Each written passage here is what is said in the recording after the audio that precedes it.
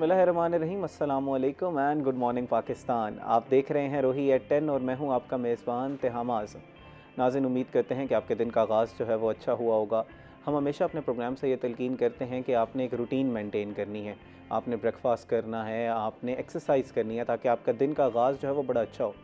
नाज़रीन, वीकेंड है, वीकेंड पे कोशिश किया करें कि अपने रूटीन को जो है वो ब्रेक कर दें। अगर एक्सरसाइज आप शुरू दिन के आगाज़ में कर रहे थे तो शाम को करें, और जो आपकी रूटीन थी उसको तोड़ें ताकि रिलैक्स हो, बॉडी को रिप्लेनिश होने का मौका मिले।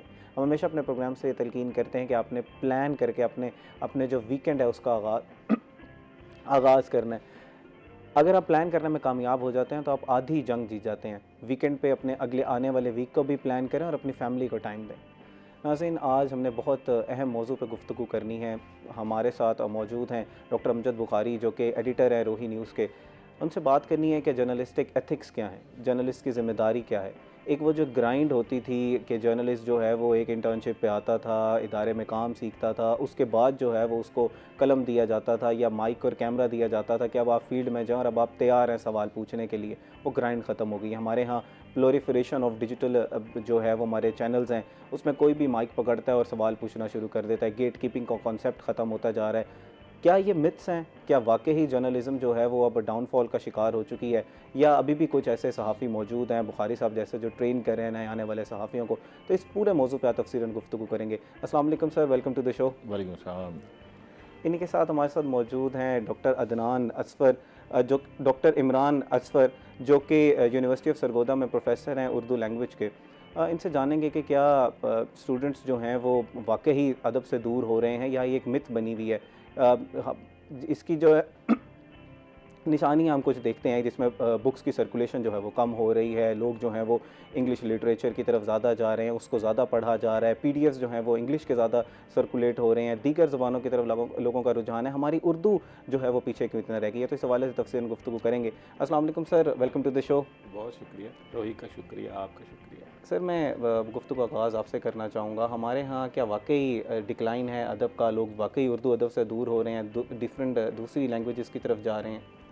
नहीं, ये तो आप कह सकते हैं कि अंग्रेज़ी मुकाबले में हमेशा ही अहम रही है। वो इसलिए नहीं अहम रही कि वो उर्दू के मुकाबले में, हम उसको मुकाबले में देखते हैं। जब लोग ग्लोरीफाई करते हैं कैरियर को, तो पाकिस्तान में पहला जो मंजिल होती है वो सीएसएस होता है, और तकसीम के बाद ये चीज़ें इस तरह से ग्लोरीफाई की गई कि जो अंग्रेज़ी जानता होगा वो सीएसएस में पास हो जाएगा, इसके अलावा कोई नहीं होगा। तो ये इससे बहुत सारे डाटे जुड़े हुए हैं, जैसे आप जिक्र कर रहे थे ना कि पीडीएफ ज़्यादा सर्कुलेट होती है।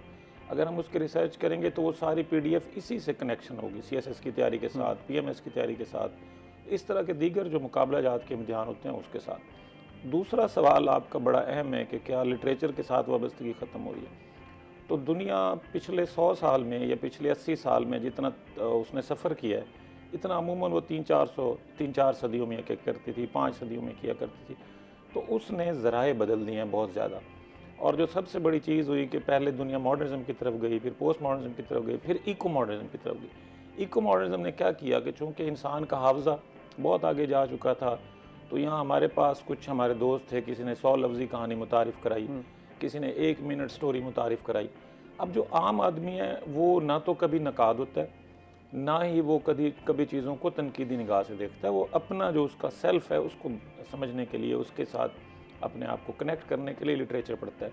तो वही जो बात आप सहाफ़त के हवाले से कह रहे थे, अब मेरे ख्याल में यहाँ भी अप्लाई होती है कि इसी तरह ग्राइंड होते थे लिटरेचर के लोग, इसी तरह वो बड़ा बड़ा वक्त असातिज़ा के साथ बैठते थे, सीखते थे।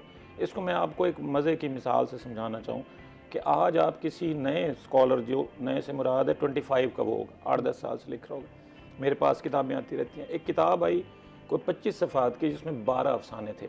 25 सफ़ात की किताब आई, 12 अफसाने थे, और वो लिखने वाला बज़िद था कि इसकी तौसीफ़ में लिख कर दे, क्योंकि उसे पिंडी से, लाहौर से, फ़लाँ जगह से उसके फेसबुक फ्रेंड्स पहले से 8 सफ़े भेज चुके हैं। अब हमें जो असातिज़ा ने पढ़ाया, हमने जो अफसाने को समझा, जो आलमी अफसाना पढ़ा, वो कुछ और है उसमें। क्योंकि अफसाना क्या है, हम लिटरेचर क्यों पढ़ते हैं? हम लिटरेचर पढ़ते हैं अपनी ज़िंदगी के मामलात को उसमें जांचने के लिए, उसके साथ वेरीफाई करने के लिए, और नई सीख के लिए। हम जब मंटो को पढ़ते हैं तो मंटो का जो माशरे से ताल्लुक़ था, या गुलाम बाज़ का था, या कुरत का था, वो इसी नौयत पर तय हुआ था कि मंटो वो दिखा रहा है जो आम आदमी नहीं देखना चाह रहा, ये गुलाम बाज़ ज़िंदगी की उस नज़ाकत को पेश कर रहा है जो आम आदमी अपनी उजलत में नहीं देख पाता। तो वो ग्राइंड सिस्टम सारा ख़त्म हो गया। फिर बेवज़न शायरी के ज़माने आए, माज़रत मैं वो लफ्ज़ नहीं ले सकता। अब एक बच्चा है, वो मिसाल के तौर पे मुजफ्फरगढ़ राजनपुर से आता है, उसे मैं मिलता हूँ, मैं उसे कहता हूँ कि तुमने गज़ल कहनी है, ये तुम्हारे सामने स्टैंडर्ड्स हैं, हम कोई स्टैंडर्ड्स बना लें, अब्बास ताबिश हैं, फ़लाँ हैं, फ़लाँ हैं, अब तुमने मुशायरा पढ़ना है, तुम्हें ये सीखना होगा, ये सीखना होगा, ये सीखना होगा। वो साथ ही एक और आदमी के पास जाता है जो भी किसी यूनिवर्सिटी का उस्ताद है, ऊपर वो कहता है ये सब फजूल है, अंग्रेज़ों ने तो नसर में गज़ल कह दी, उन्होंने तो नसर में नज़म कह दी। तो वो कहेगा कि पहले वाला तो मेरा वक्त ज़ाया कर रहा है। वो उजलत और जो ये शोहरत की ख्वाहिश है ना, कि फिर जो सबसे बड़ी बात है कि मार्केट कनेक्ट किसके साथ होगी। अफसोस का पहलू ये है कि उर्दू लिटरेचर पढ़ाने वाले उस्ताद सारे के सारे, तकरीबन सारे 99% अपडेटेड नहीं होते।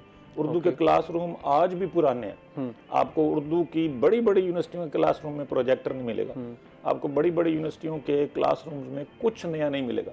वो बच्चा अपनी स्क्रीन पे कुछ और देख रहा है, अपने मोबाइल पे कुछ और देख रहा है, फिर वो 100 बरस पुराने कमरे में आके पढ़ता है, उसे कुछ भी अच्छा नहीं लगता, वहाँ वो किसी के साथ खुद को मेंटेन नहीं समझता।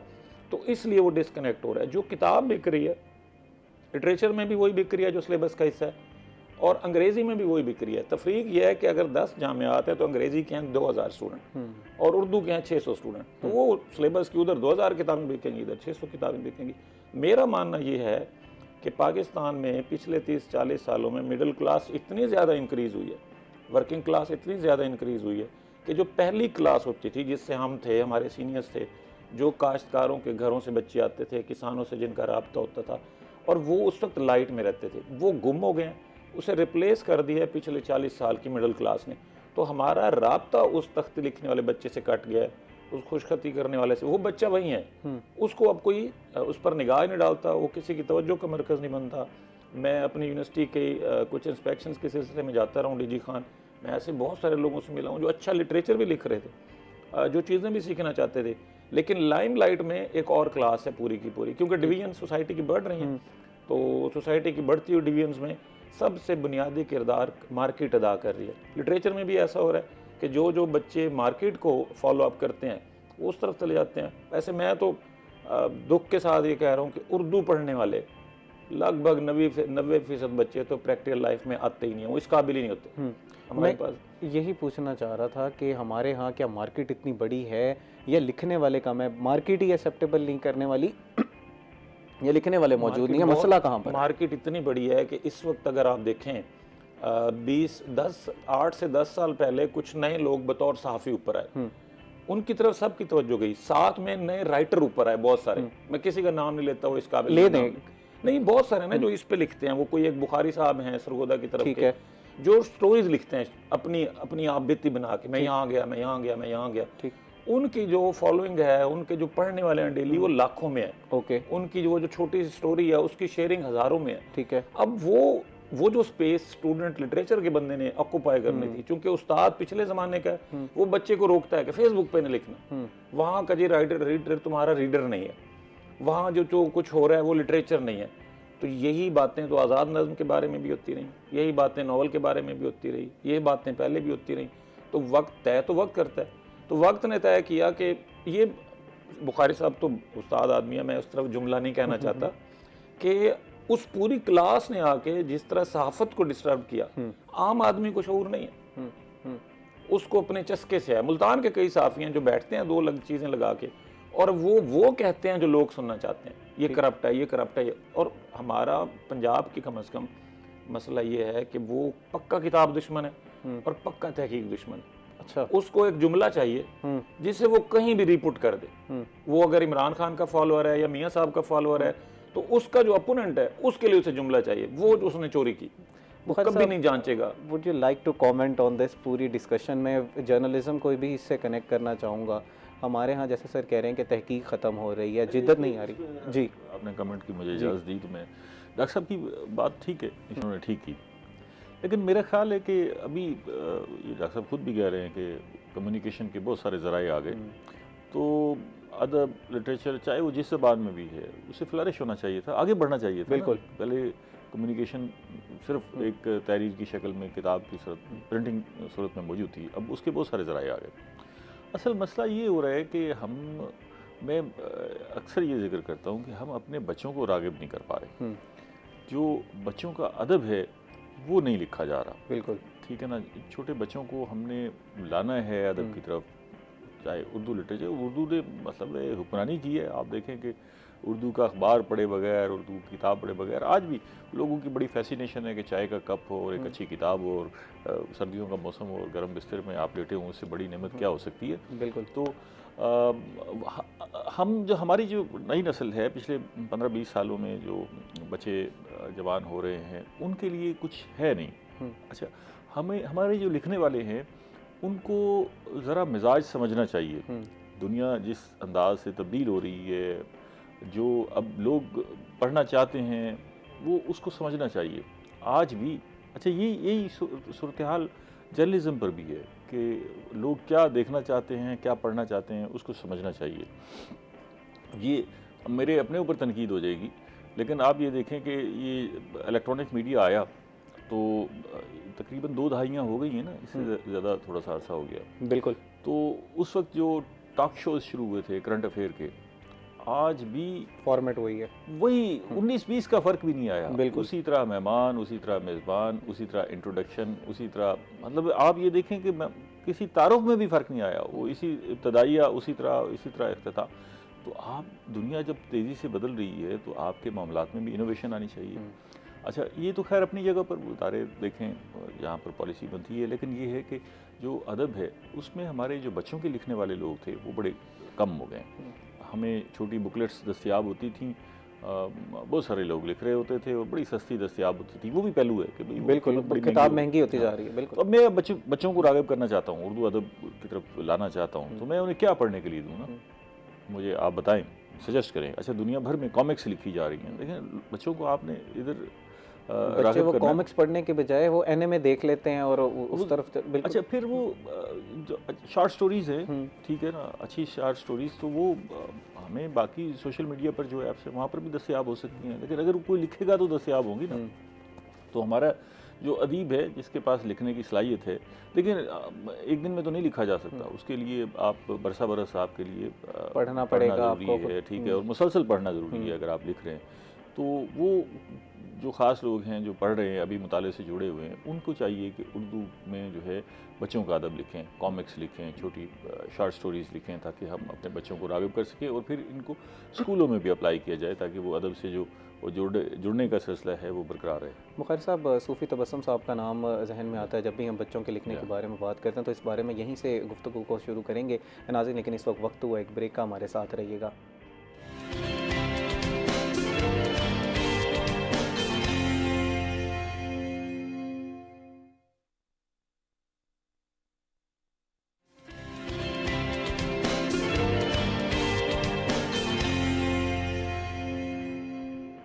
वेलकम बैक नाज़रीन। ब्रेक से पहले हम गुफ्तगू कर रहे थे, बुखारी साहब ने एक बहुत इंपॉर्टेंट पॉइंट उठाया कि बच्चों के हवाले से नहीं लिखा जा रहा। जब बच्चे ही पढ़ना नहीं शुरू करेंगे तो फिर आगे जाके हमारी जो यंग जनरेशन है उसमें किस तरह जो है वो रुझान पैदा हो सकता है। यही सवाल मैं इमरान साहब से करूँगा। इमरान साहब, जैसे बुखारी साहब ने काफ़ी इंपॉर्टेंट पॉइंट उठाया, हमारे यहाँ आखिरी जो हम किताबों में भी पढ़ते हैं कि बच्चों ने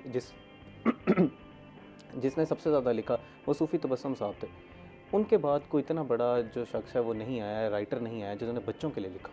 वही मामला है जिसका हम जिक्र कर रहे थे। असल में बीमारी एक ही है। मैंने पहले भी आपके प्लेटफॉर्म से कहा था कि पाकिस्तान में सियासतदानों ने और ब्यूरोक्रेट्स ने और जो दीगर हुक्मरान हैं, उन्होंने तकरीबन हर तरफ इन्वेस्टमेंट की है। कोई पैसे की पाकिस्तान को कमी नहीं, लेकिन एक चीज़ को कभी तवज्जो नहीं दी गई, वो है इंसानी ज़हन।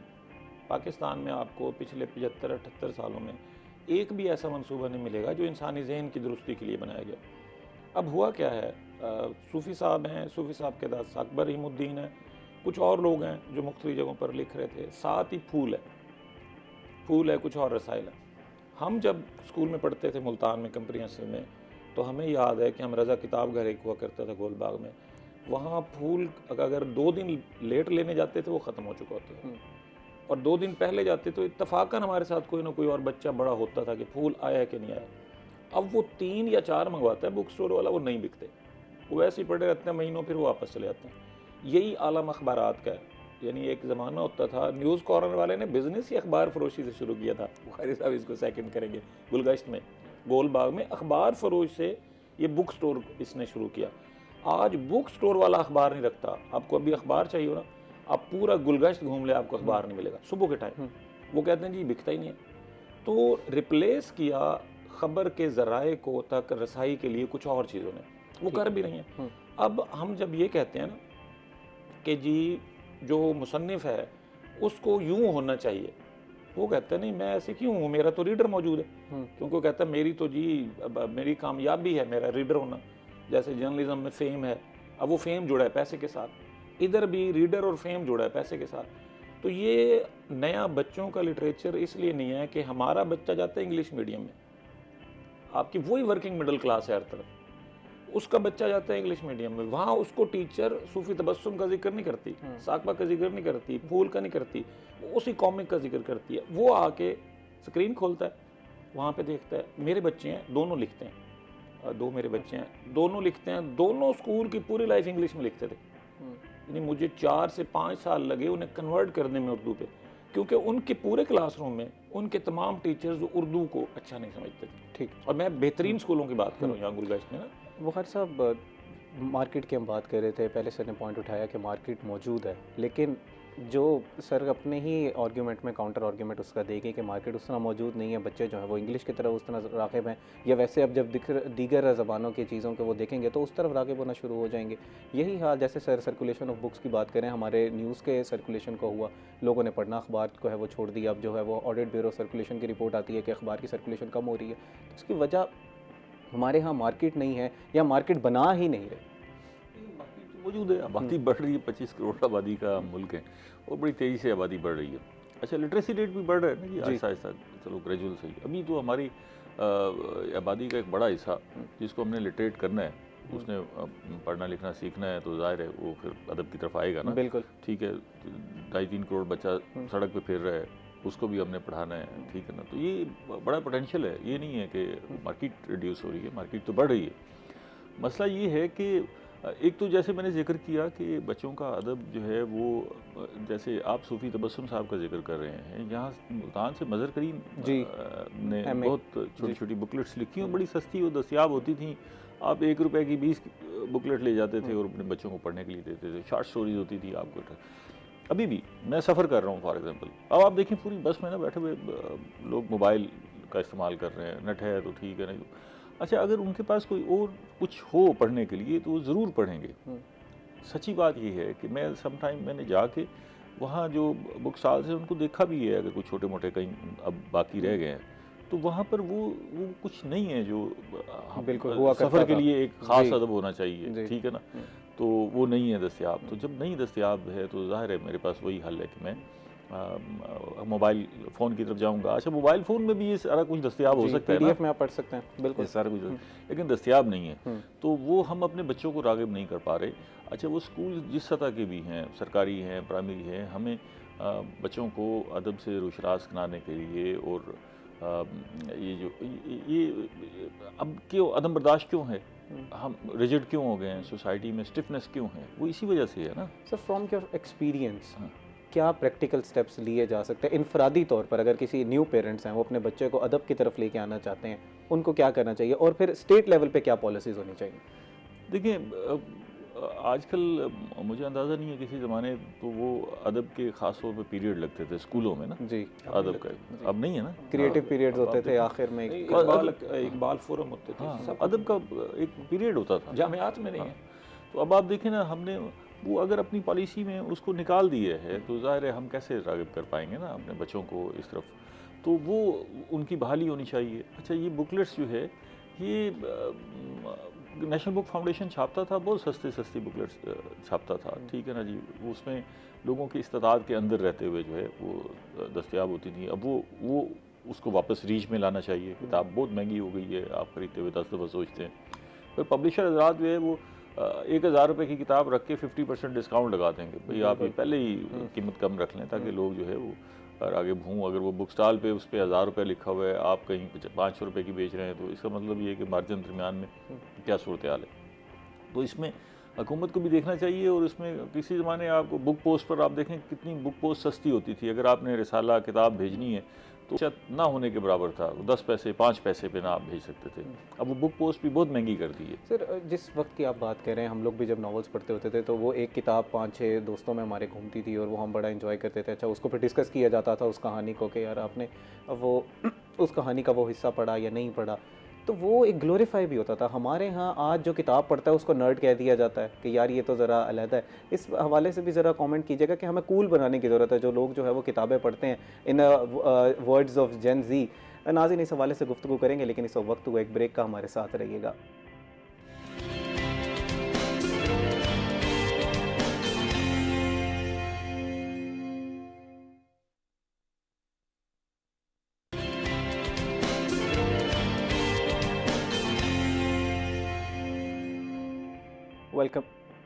वेलकम बैक नाज़रीन। हम बात कर रहे थे कि किस तरह जो है वो ग्लोरीफाई किया जा सकता है। अब मैं चाहूँगा कि इस पे सर कमेंट करें कि हमारे मूवीज़ में, हमारे ड्रामाज़ में उस तरह जो बच्चे किताबें पढ़ते हैं उनको ग्लोरीफाई भी नहीं किया जाता। उसके बाद जो हमने आज जर्नलिस्टिक एथिक्स पे बात करनी है उस पर भी तफसीलन गुफ्तगू करेंगे। सर मैं चाहूँगा कि अपनी बात को हम इख्तिताम की तरफ लेके जाएँ कि हम ग्लोरीफाई किस तरह कर सकते हैं। एक जो बच्चा जो है वो किताब पढ़ता है उसको मार्केट किस तरह किया जा सकता है। लेकिन उसको तरगीब देनी है ना। हमने एनसीसी को तरगीब देनी थी तो उसके 20 नंबर रख दिए। लोग मजबूरन एनसीसी सारे उसमें हिस्सा लेते थे। हाफिज़ कुरान के लिए नंबर रख दिए। बिल्कुल। बहुत सारे लोग जो है वो इस तरफ रुझान उनका बना। तो अगर हमें तरगीब देनी है तो हम अपनी लाइब्रेरीज़ को ग्लोरीफाई कर सकते हैं। बिल्कुल। वहाँ इन्वायरमेंट को कि किस तरह लोग वहाँ आएँ, अपना वक्त गुजारें और वहाँ क्या क्या कुछ दस्तियाब हो, उसका इन्वायरमेंट अच्छा कर दिया जाए। ठीक है ना जी। आने वाले को एक अदद समोसा और एक कोक जो है वो दी जाए। तो बिल्कुल। ये इंसेंटिव्स हैं। ठीक है ना। ये अच्छा, ये जो इंसेंटिव्स हैं, ये तरगीबात हैं, ये आप हर जगह पर फैला सकते हैं। आपने बच्चों को राग़िब करना है उस तरफ। अच्छा, जहाँ तक ग्लोरीफाई करने की बात है तो ठीक है, अच्छी बात है। ये इस दैट्स गुड ना कि आपके पास एक रास्ता तो मौजूद है ना जिससे आप लोगों को इस तरफ ला सकते हैं। बिल्कुल। अब जो हमारे लिखने वाले लोग हैं उनको भी सोचना चाहिए कि किस अदब के पढ़ने की गुंजाइश ज़्यादा है, ताकि जब हम आप जो तालिब इल्म हैं या हम जब हमें कोर्स की किताबों से दिलचस्पी नहीं होती तो पहले हम कहानी की किताब उठाते थे। बिल्कुल। ताकि बैठने का कोई ज़रा जज्बा पैदा हो और हिम्मत हो, तो फिर कहानी की 1-2 दिन पढ़ के फिर आहिस्ता आहिस्ता जो है किताब के। बिल्कुल। तो ये इसी तरह ही है कि अगर हम अपने बच्चों को अदब की तरफ लाना चाहते हैं तो उसकी अदब की तरफ फौरी तौर पे ले जाने की बजाय अगर हम राइटर्स जो है, ये कॉमिक्स हैं, अभी मेरी अपनी ज़ाती राय है कि बच्चों की कहानियों में बड़ी गुंजाइश मौजूद है, कॉमिक्स में, छोटी शॉर्ट स्टोरीज़ में। और एक अच्छी सिन्फ जो है वो सफ़रनामा है, उस पर बड़ी गुंजाइश मौजूद है। ठीक है ना जी। उसको हम मज़ीद आगे बढ़ा सकते हैं और उसमें sir why don't you take a step forward and you start writing for children. आपका काफ़ी अदब है, लिखते हैं, पढ़ने लिखने का शौक़ है। अच्छा, मैं देखें दुनिया की सारे काम तो नहीं किए जा सकते। वैसे मेरे 5 किताबें लिखी हैं जी। तो जो मौका मिलता है उसमें कुछ ना कुछ लिखा जाता है। सर इस पे मज़ीद भी गुफ्तगू करेंगे। इस वक्त हमारे साथ एक कॉलर लाइन पर मौजूद है। जी अस्सलाम वालेकुम, अपना नाम बताइएगा और सवाल कीजिएगा। जी अस्सलाम वालेकुम, ताम आज़िम मोहम्मद शकूर खान से ख्याल से बात कर रहा हूँ। आज आपने एक खूबसूरत और अच्छा टॉपिक चूज किया है। डॉक्टर अमजद बुखारी साहब और डॉक्टर इमरान साहब यहाँ बड़ी खूबसूरत गुफ्तगू कर रहे हैं।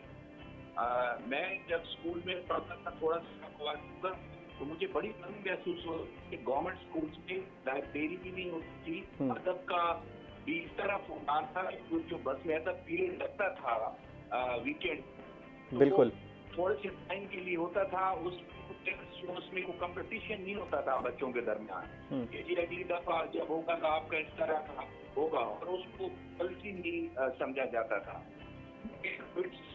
सेक्टर स्कूल बनाया माशाल्लाह, 10-12 डॉक्टर्स भी बने हैं। बहुत से लायक लोग फॉरन तक चले या अपने गाँव में बने। तो वो पहली जो चीज की कि वो अदब और जैसे फूल और कलियां, दी ग्रेट शेरशाह सूरी, और इसके अलावा हमारे जो बहुत से नाम थे तारीख के, ज़हीरुद्दीन बाबर, ये छोटी छोटी बुक्स मैंने बच्चों को दी और उन बच्चों को आगे बेटा ये घर ले जाएं, पढ़ें और फिर 2 दिन या 3 दिन जब पढ़ लें आप वापस करें। उनकी सोच को मैंने बदला और सुबह मैं लेक्चर दिया करता था बच्चों को और कहता था बेटा कि आप अदब का जो कंपटीशन है आपकी, एक तो उनको तहजीब सिखाई, कि बच्चे प्राइमरी एजुकेशन तक था जी वो, कि लड़कियां और लड़के आप बहन और भाई और आपका मुकाबला है कि बहनें जीतते हैं या भाई जीतते हैं, तो उनमें एक बड़ा जज्बा जी पैदा हुआ और वो आगे बढ़े। आज जो डॉक्टर साहब बात करें, उस वक्त का ये जो आपका दौर है ना जी, इसमें मोबाइल का बहुत कम यूज था और मैंने बैन लगाया हुआ था, इवन के टीचर भी देखते थे, हो चुका था मोबाइल, लेकिन बच्चों को मैंने कोशिश की कि इससे दूर रखूं। आज सबसे बड़ा अलमिया है कि हम मोबाइल का यूज अच्छा या बुरा आपकी सोच पे मुनहसिर है, आपकी सोसाइटी पे मुनहसिर है कि आप उसको कैसा यूज करते हो। उसमें नेगेटिव भी बहुत ज्यादा है, पॉजिटिव भी बहुत ज्यादा है, तो वो हमने उस बच्चे की सोच बदलनी और स्कूलों में बदली जा सकती है। बिल्कुल हमने सोच बदलनी है। शकूर साहब, मैं चाहूँगा बुखारी साहब भी इस पे कमेंट करें। बिल्कुल यही बात हम कर रहे हैं कि हमें वो जो बज़्म अदब का एक पीरियड होता था, वो क्रिएटिव राइटिंग के कॉम्पिटिशन्स होते थे, वो डिबेटिंग के कॉम्पिटिशन्स होते थे, वो दोबारा लाने की ज़रूरत है ताकि बच्चे जो हैं वो पढ़ने लिखने की तरफ राग़िब हों और इसको ग्लोरीफाई करने की ज़रूरत है। बिल्कुल सर, जो आप बात कर रहे थे वही बात ने कंटिन्यू की। हम कह रहे हैं कि तरगीबात से आप तमाम शोबों में आहिस्ता आहिस्ता हुकूमत अपनी पॉलिसी में कुछ तब्दीली लाए, तालीमी इदारे सोचें कि दोबारा हम वो जो अदब के क्लासेस थी, एक आध पीरियड होता था, तो उसको बहाल कर लिया जाए, वालिदैन अपने बच्चों को तरगीब दें, हमारी लाइब्रेरीज़ को वहाँ इंसेंटिवाइज़ किया जाए, लोगों को उस तरफ किस तरफ राग़िब करना है, बच्चों को किस तरह लाइब्रेरी में रहना है, लाइब्रेरी का इन्वायरमेंट जो है उसको बेहतर किया जाए। बिल्कुल बिल्कुल ज़ाहिर है हम आहिस्ता आहिस्ता इस तरफ आ सर, सकते हैं। जर्नलिज्म को क्या हुआ? इतने अरसे से हमने देखा कि अब हर किसी के हाथ में, जिसको थोड़े से व्यूज़ चाहिए या कोई बात करनी है, उसने कैमरा उठाया, अपना एक चैनल बनाया, किसी भी प्लेटफॉर्म पे, हम किसी एक प्लेटफॉर्म का नाम नहीं लेते, उसने चैनल बनाया वहाँ पर और सवाल पूछना शुरू कर दिया। वो जो एक ग्राइंड थी, वो सवाल पूछने की एक तमीज़ सिखाई जाती थी, वो एक गेट कीपिंग का कॉन्सेप्ट सिखाया जा रहा था, वो ख़त्म हो गया। अब ये क्या मिथ है या वाकई रियलिटी में इस तरह हो रहा है? हमारे अच्छे जर्नलिस्ट अब नहीं आ रहे मार्केट में। अच्छा, एक तो ये बात आपकी सही है कि ज़ाहिर है वो जो एक प्रोसेस था, ड्यू प्रोसेस था, वो मिस हो गया दरमियान में से ना, तो वो जो एथिक्स थी जर्नलिज्म की वो ख़त्म हो गई। मैं आपको मिसाल देता हूँ, सड़क पर एक रेडी वाला खड़ा हुआ है जी, वहाँ पर अगर कोई हादसा होता है तो उस रेडी वाले से ज़्यादा जो आई विटनेस है उससे ज़्यादा उसको बेहतर रिपोर्ट कौन कर सकता है? बिल्कुल ठीक है ना, जिसने आंखों से देखा। लेकिन एक जर्नलिस्ट भी उसको जाके जायज़ा लेता है और फिर उसी को रिपोर्ट करता है। बिल्कुल ठीक है, अब वो ज़्यादा अच्छा रिपोर्ट कर लेगा ना जो वहाँ उसने हक़ाइक़ देखे। बिल्कुल, लेकिन किस अंदाज से रिपोर्ट करना है, ठीक है, किस अंदाज तक वो ख़बर लोगों तक पहुँचानी है, ये जो ढंग है, ये बुनियादी तौर पर ये जर्नलिज्म है। बिल्कुल ठीक है, हम रेडी वाले को नहीं कहते कि आप बता दें, हम आपकी बात पहुंचा देते हैं, हम खुद ही उसको प्रेजेंट करते हैं ना। ये ढंग जो है बुनियादी तौर पर ये जर्नलिज्म है। आपने देखना है कि ये जो वाक़या हुआ है इसमें कोई आपने खून खराबा नहीं दिखाना, लोगों को इरिटेट नहीं करना, डिस्टॉर्शन मकसद नहीं है सोसाइटी की, ठीक है ना, ये सारे सेंसेशनलाइज नहीं करना, तो ये सारा कुछ जो है वो मिसिंग हो गया क्योंकि दरमियान में वो सारा कुछ ख़त्म हो गया और मीडियम इस तरह के आ गए कि आप जो है डायरेक्टली ये सारा कुछ लोगों तक पहुंचा रहे हैं। आप देखें ना कि वो सोशल मीडिया की जो ऐप हैं वो खुद अपने कुछ सेंसर लगा रही हैं कि जी अच्छा ये अल्फाज यूज़ ना हो, इस किस्म की वीडियो, इस किस्म की पिक्चर यूज़ ना हो, क्योंकि जो उसको रिपोर्ट करने वाले लोग हैं, जो उसको प्रेजेंट कर रहे हैं, उनके सामने ये सब कुछ नहीं है। अच्छा, इससे घबराने की बात नहीं है, ये ट्रांजिशन है, ठीक है, और इसी तरह ही होनी है, ठीक है। फिर इसके अंदर से चीज़ें रिफाइनमेंट की निकलेंगी और ठीक होना शुरू हो जाएंगी आहिस्ता आहिस्ता ना। मिसाल के तौर पर अगर मैं बुनियादी तौर पर जर्नलिज्म है ट्रुथ की तलाश, सच की तलाश है, जो हक़ाइक़ हैं वो लोगों तक लाना है, ठीक है ना।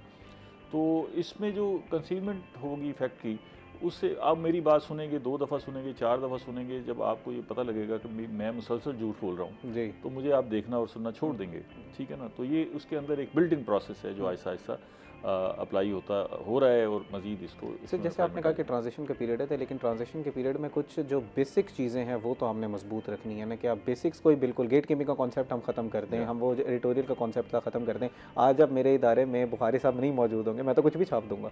बिल्कुल तो ऐसे अब वो ये है कि कुछ बुनियादी चीज़ें जैसे आपने कहा है कि वो कोई भी प्रेजेंट कर रहा है तो वो बुनियादी चीज़ें उनकी एप्लीकेशन ज़रूरी है।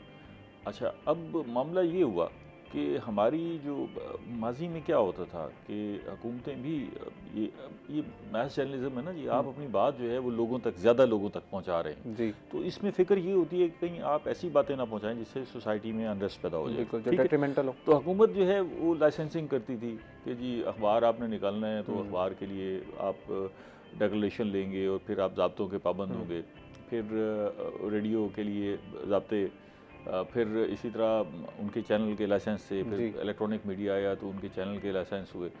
अच्छा, वो अब ये जो लाइसेंसिंग और कंट्रोल वाले जो है ना वो मामलात हाथ से निकल गए, इसलिए हुकूमतों के भी हाथ पैर फूले हुए हैं ना, बिल्कुल, कि भाई ये अब इसको कैसे कंट्रोल किया जाएगा। वरना तो वो कोई 100 पेपर भी छापता था तो उसको भी कंट्रोल था, देखा जाता था कि कहीं ऐसा तो नहीं है कि अनरेस्ट पैदा किया जा रहा हो। तो अब वो मामलात अचानक इतनी तेज़ी से ट्रांजिशन हुई कि मामलात अचानक हाथ से निकल गए।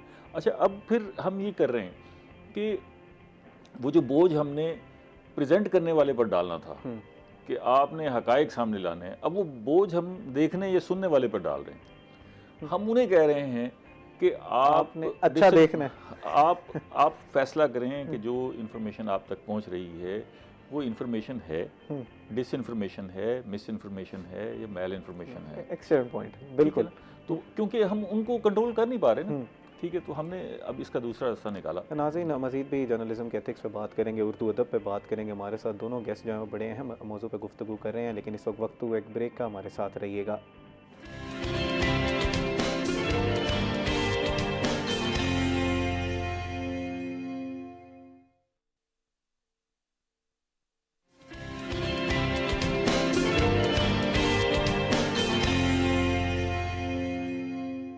वेलकम बैक नाज़रीन। ब्रेक से पहले हम गुफ्तगू कर रहे थे जर्नलिज़म के हवाले से। वो जो जर्नलिस्ट के एथिक्स होते थे और जर्नलिज़म के कुछ एथिक्स होते थे, हम किताबों में पढ़ के आते थे, फिर थ्योरी की इम्प्लीमेंटेशन हम इदारों में देखते थे, वो आहिस्ता आहिस्ता ख़त्म हो रही है। बुखारी साहब ने बात किया कि अब ये ट्रांजिशनल पीरियड है, इसमें हमने गुजरना है, डिजिटलाइज हो रही हैं सारी चीज़ें। सर, मुझे ज़रा बताइएगा कि अब ये जैसे आप बात कर रहे थे, देखने वाले की ज़िम्मेदारी है कि उसने चीज़ का तयन करना है कि वो मिस इन्फॉर्मेशन है, डिसइन्फॉर्मेशन है या वाकई ही वो इन्फॉर्मेशन है। जनाब, क्या इससे पहले वो जो इदारा रिपोर्ट शाया करे या वो एक शख्स जो है वो, उसके ऊपर कोई ऐसी कदगनें नहीं लगाई जा सकती कि उसके हम चेक एंड बैलेंस रखें, या उन लोगों को हमारे यहाँ तो जर्नलिस्ट को कार्ड दिए जाते हैं कि फ़लाँ शख्स जो है वो जर्नलिस्ट है, तो इस तरह की कोई पॉलिसीज़ हो कि हर बंदा जो है वो अपने आप को जर्नलिस्ट ना कहना शुरू कर दे? अच्छा, आप कदगन लगा भी लें तो वो किसी न किसी नाम से मौजूद है ना। दुनिया ने महसूस किया कि भाई इज़हार राय की आज़ादी की दौड़ शुरू हुई, तो उन्होंने कहा भी ठीक है, ये सबको अख्तियार होना चाहिए, जो मर्ज़ी कहना चाहे, लेकिन ये है कि उससे डिस्टॉर्शन ना फैले। अच्छा, एक तो ये है कि जब हम कन्वेंशनल जर्नलिज्म की बात करते हैं तो मिसाल के तौर पर मेरे पास कोई खबर आई है तो मैं उसकी तहकीक करता जी, मैं मुतल्लिका इदारों से पूछता, फिर कोशिश करता हूँ कि भी वो सोसाइटी में डिस्टॉर्शन का सबब ना बने, किसी इदारे को नुकसान ना पहुँचाए, फिर जिसके हवाले से खबर दी जा रही है उसका मौक़िफ़ दिया जाए, ठीक है ना जी, और फिर उसके असरात भी, उनका भी जायज़ा ले लिया जाए। ये सारा कुछ ये एक डोमेन थी जिसके अंदर रहते हुए काम करते थे। अब जो लोग हैं, मैंने अभी जिक्र किया ना कि जी वो हम लोगों को कह रहे हैं कि भी आप ख्याल करें कि क्या इन्फॉर्मेशन है और क्या डिसइन्फॉर्मेशन है। अब वो ये हुआ कि मैं अगर किसी ऐप का इस्तेमाल कर रहा हूँ तो मैंने तो एक दफ़ा लिखा ना जी, ठीक है, अब उस लिखकर मेरे लिखे हुए पर या मेरे प्रेजेंट किए हुए पर लोग शेयर कर रहे हैं, ठीक है ना, तो आप उसको एनहांस करने का, उसको फैलाने का सबब बन रहे हैं। बिल्कुल। तो हमने लोगों को कहा कि फिर आपकी शेयरिंग हो जाएगी, आप इसलिए इसको ज़रा अंडरस्टैंड करें, उसके बाद शेयर करें। तो बहुत सारे फैक्ट चेक हमने प्रोवाइड कर दिए लोगों को कि आप जायज़ा ले लें, छानबीन कर लें, जब आप शेयर कर रहे हैं तो आप भी उतने ही ज़िम्मेदार हो रहे हैं जितना तो एक तो ये है कि लोगों को आगाह किया जा रहा है कि इसमें इंफॉर्मेशन में डिसइन्फॉर्मेशन क्या है, मिस इन्फॉर्मेशन क्या है और मेल इन्फॉर्मेशन क्या है। अगर आपके पास वक्त है तो मैं क्विकली बता दूँ जी। देखिए, डिसइन्फॉर्मेशन ये है कि जिसको आप विलिंगली कोई ऑब्जेक्टिव गेन करने के लिए किसी इन्फॉर्मेशन को ढाल कर पेश कर रहे हैं, ओके, अपने ऑब्जेक्टिव के लिए, ठीक है ना, तो ये डिसइन्फॉर्मेशन होगी। मिस इन्फॉर्मेशन ये है कि आप फैक्ट्स को वैसे ही पेश कर रहे हैं, आपको पता नहीं है कि इसमें जो है वो कोई चीज़ गलत है। मिसाल के तौर पर अब पूरे मुल्क को ये पता है कि हमारे यहाँ औरतों की तादाद जो है वो मर्दों से ज़्यादा है, ये मिस इन्फॉर्मेशन, बिल्कुल, ठीक है ना, तो ये मिस इन्फॉर्मेशन होगी। मेल इन्फॉर्मेशन ये होगी कि आपने वही सारा स्टफ़ इस्तेमाल किया, ठीक है ना जी। मिसाल के तौर पर आप मस्जिद के सामने खड़े हुए थे, ठीक है, और वो उसकी शक्ल जो है वो गुरुद्वारे से मिलती जुलती थी, तो आपने उसको प्रेजेंट कर दिया कि ये गुरुद्वारा है, एक मैलिफाइड इंटेंट के साथ, मेल इन्फॉर्मेशन। तो अब हम लोगों को आगाही दे रहे हैं कि भी वो जब उनके पास इंफॉर्मेशन आती है, उसको शेयर कर रहे हैं, आगे फैला रहे हैं, तो कम से कम वो जो बुनियादी चीज़ें हैं, इसी तरह तस्वीर है या वीडियो है, उसमें फैक्ट चेक अब ये खुद ऐप्स भी प्रोवाइड कर रही हैं। आर्टिफिशियल इंटेलिजेंस का दौर है, एक सिंगल क्लिक पे आप अगर अपनी स्क्रीन का भी एक स्क्रीनशॉट ले लेते हैं तो वो भी आपको बता देता है कि इज़ दिस अ फैक्ट और नॉट। तो हम पे भी कुछ जिम्मेदारियां जो वो कंज्यूम करें, जो कंटेंट उस पर आयद होती है। इमरान साहब, हम बात कर रहे थे अदब के हवाले से कि हमारी यंग जनरेशन जो है अदब से दूर हो रही है, उनके लिए लिखा नहीं जा रहा। हमारे यहाँ इदारे मौजूद हैं, कराची में मौजूद हैं, लाहौर में मौजूद हैं, मजलिस तरक्की अदब लाहौर मौजूद है, इसी तरह मुल्तान में रीजनल लेवल पे भी काफ़ी इदारे मौजूद हैं। तो वो इदारे क्या काम करें, उनकी क्या ज़िम्मेदारियाँ हैं? और ये भी बताइएगा क्या वाकई आप शोबा तदरीस से आपका ताल्लुक़ है, काफ़ी अरसे से बच्चों को पढ़ा रहे हैं, हमारी यंग जनरेशन जो है वो क्या वो कंज्यूम भी करना चाह रही है कंटेंट को? जैसे बुखारी साहब ने पॉइंट उठाया कि राइटर को भी समझने की ज़रूरत है कि क्या कंटेंट जो हमने लिखना है। ये बहुत अच्छे तीनों पहलू हैं। और मैंने जैसे पहले कहा कि जब मैं इसको बिल्कुल गैर जानिबदार होकर देखता हूँ तो चीज़ें बिखराव का शिकार हैं, जिन्हें एक जगह जमा करने की ज़रूरत है। दो पहलू हैं, एक सर निशानदेही की रियासती जो तरजीह है। तो रियासती तरजीह का ये आलम है कि मुल्तान में एक बहुत बड़े प्रोजेक्ट का इफ्तिताह किया गया है 2-4 दिन पहले, जो कि इधर जो वाबडा टाउन वाला इलाका है, मॉडल टाउन, वहाँ एक 9 किलोमीटर की सड़क बनेगी जिसके अतराफ़ को एक मॉडल प्रोग्राम है वो पूरा। उसमें जिम है, उसमें सब कुछ है, लेकिन उस 9 किलोमीटर में कहीं किताब बुक पॉइंट नहीं है पूरे के पूरे 9 किलोमीटर में। और जो लोगों ने वो एजेंडा तैयार किया है, यहाँ मैं उनको ज़ाती तौर पे जानता हूँ, उनका बज़ाहिर यही दावा है कि वो अभी देखें मुल्तान में एक लौह की एक सूरत निकाली गई थी कि राइटर्स के घरों पर एक तख्ती लगाई जाएगी। तो वो सिर्फ मुल्तान में ही इख्तलाफ हो गया कि ये तख्ती तो इधर क्यों लगी और इधर क्यों लगी है। वैसे मैं तो इस चीज़ों के हक़ में नहीं होता। मेरे ख्याल में अगर कोई बड़ा अदीब है, अंसारी साहब हैं, वो बड़े अदीब हैं, वो अब इस दुनिया में नहीं है, और उनकी मौजूदगी में भी किसी छोटे को पहले इज़्ज़त दे दी जाए तो इट्स ओके, अगर उनका भी नाम आना है। लेकिन बाद लोग हसास होते हैं अपने तासुर को लेकर, अपनी चीज़ों को लेकर। अब यही हसासियत जो है उसका ख्याल किसी सरकारी इदारे में नहीं रखा जाता। पहले तो मैं ये वाज़े कर दूँ कि एक ज़माना था जब रियासत की तरजीह थी, सर ने जिक्र किया ना बुक पोस्ट का, मैं बुक पोस्ट भेजता रहा हूँ 10 रुपये का 2014-15 तक, 13-14। आपको कोई भी किताब भेजनी है, बुक पोस्ट बनाएं तो आपसे 10 रुपये लेंगे। अब उसके ले रहे हैं वो कोई 250 रुपये एक बुक पोस्ट का। और पहले तो भेजते नहीं है, ये गुलगश्त का बुक जो डाकखाना है ये बुक पोस्ट भेजता ही नहीं है। और मेरा एक दिन वहाँ इख्तलाफ हो गया, पता चला ड्यूटी का जो गार्ड है वो काम कर रहा है, साहब गए हुए हैं, वो आते ही नहीं है। जो पोस्टमैन जो वो चीज़ें लेता है, वो काउंटर बना हुआ गुलगश्त, वो जब उससे झगड़ा हुआ तो उसने कहा जी मुझे ये नहीं आता, बुक पोस्ट का अलग रजिस्टर है, सब कुछ है, XYZ है, मैं तो जुज़ वक्ती बैठता हूँ। तो ये होगा, तो पहले तो वो भेजा नहीं जाता। इस्लामाबाद में मेरा तजर्बा हुआ, लाहौर में हुआ, भेजते नहीं। दूसरा, अगर भेजते हैं तो वो इतना महंगा है। फिर आपको शायद सुन के हंसी आए कि पोस्ट ऑफिस के अंदर कोई ऐसा इन्वेलप मौजूद नहीं है जो डाक वाले को जिसकी पाबंदी करनी और वो हो। मसलन आप गए, आपने कुछ भेजना है, TCS आपको मतलूबा शायद दे देगा, आपसे चार्ज कर लेगा। डाक खाने वाले आपको भेजते हैं ऐसी चीज़ तैयार करके उसमें डाल के आओ, वो रियासत की किसी तरजीह में नहीं। फिर कागज़ इतना ज़्यादा महंगा है, और वो मैं थोड़ा बहुत जानता हूँ चीज़ों को। यानी इस वक्त नेशनल बुक फाउंडेशन, एक नावल था राजपूत, ये शायद 200-250 का छपा था पहला, उसकी इस वक्त कीमत 2500 है कि 2000 है।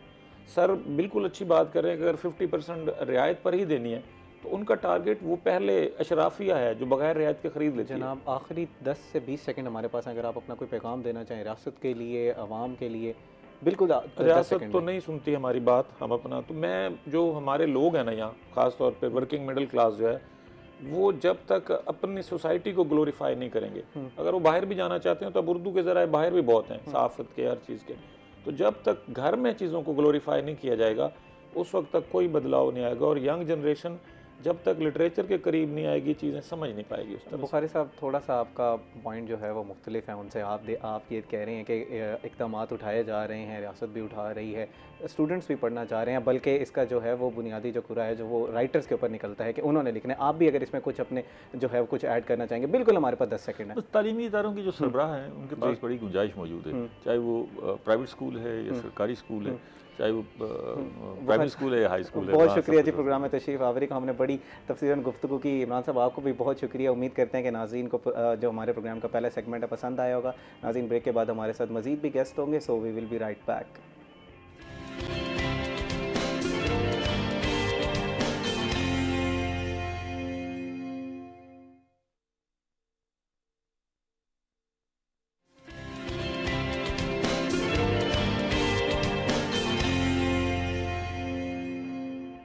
वेलकम बैक नाज़रीन। ब्रेक से पहले हमने बड़े अहम मौज़ूआत पर गुफ्तगू की, हमने बात की जर्नलिस्टिक एथिक्स की, इसी के साथ साथ हमने ये बात की कि उर्दू अदब से लोग जो हैं वो इतना दूर क्यों हो रहे हैं, लोग किताबों से दूर क्यों हो रहे हैं, किस तरह जो है वो हमारी यंग जनरेशन को इस तरफ राग़िब किया जा सकता है। उम्मीद करते हैं कि प्रोग्राम का पहला सेगमेंट आपको पसंद आया होगा।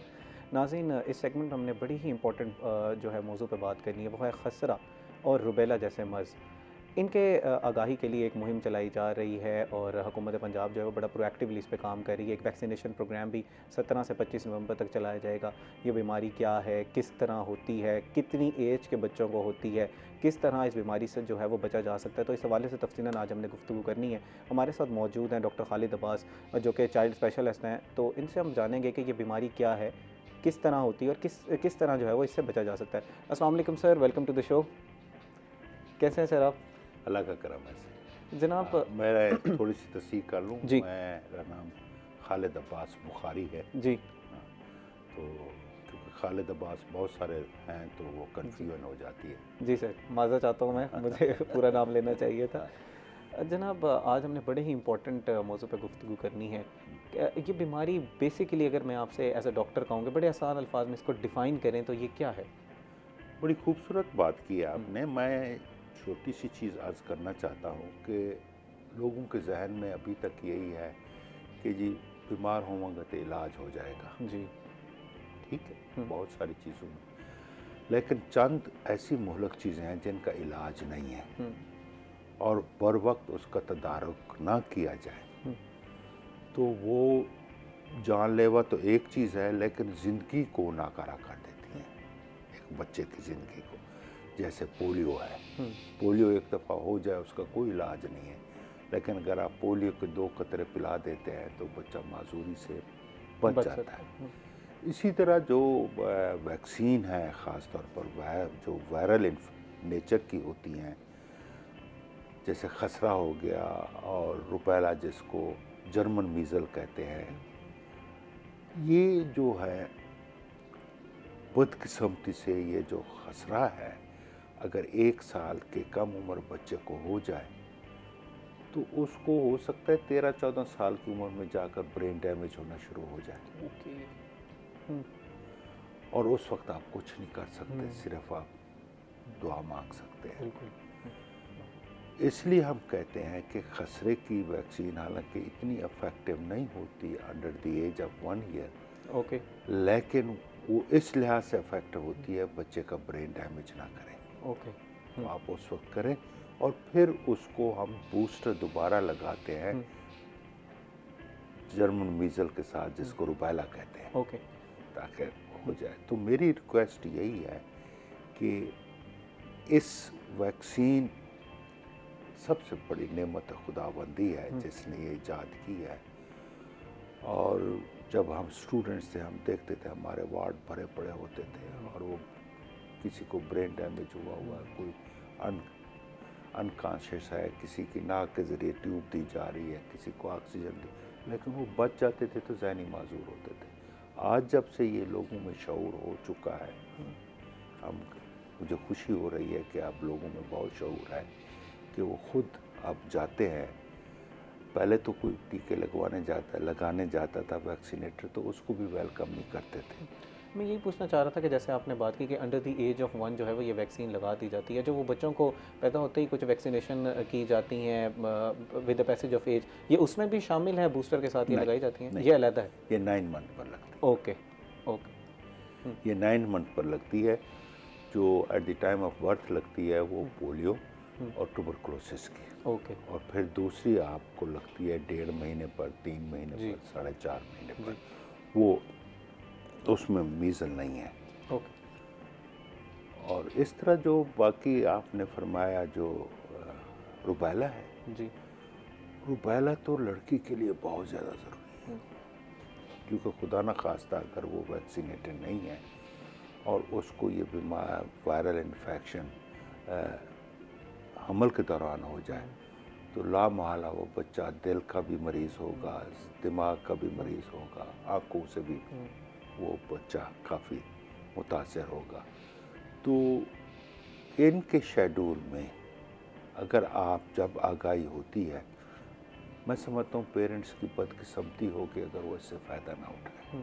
किस एज के बच्चे को, जैसे आपने कहा 9 मंथ्स में लगाई जाती है, इसके बाद भी लगाई जा सकती है ये वैक्सीन जो है? जी, फिर ये लगती है 15 महीने पर भी ओके।